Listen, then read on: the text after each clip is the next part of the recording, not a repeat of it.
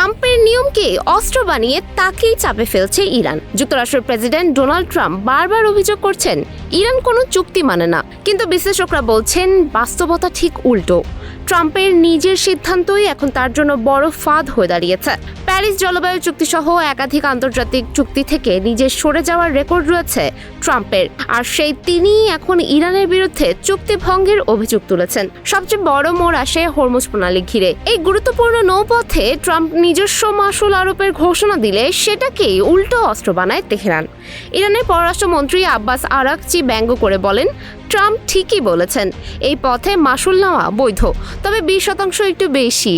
বিশ্লেষকদের মতে এখানেই কূটনৈতিক খেলা এগিয়ে যায় ইরান। অস্পষ্ট ভাষায় করার সমঝোতা স্মারককে নিজেদের মতো ব্যাখ্যা করে নতুন সুবিধা আদায় করছে তেহরান। চুক্তিতে 60 দিনের জন্য হরমুজ প্রণালীতে অবাধ চলাচলের কথা থাকলেও ইরান এটিকে স্থায়ী নিয়ন্ত্রণের স্বীকৃতি হিসেবে দেখছে। ফলে বাস্তবতা হলো, সামরিক শক্তি থাকা সত্ত্বেও এই লড়াইয়ের গতিপথ এখনো নির্ধারণ করছে ইরানই।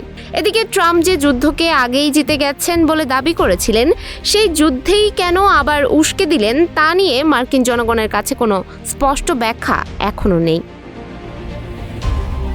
সুমাইয়া হক তন্নি, নিউজ ফ্ল্যাশ 71।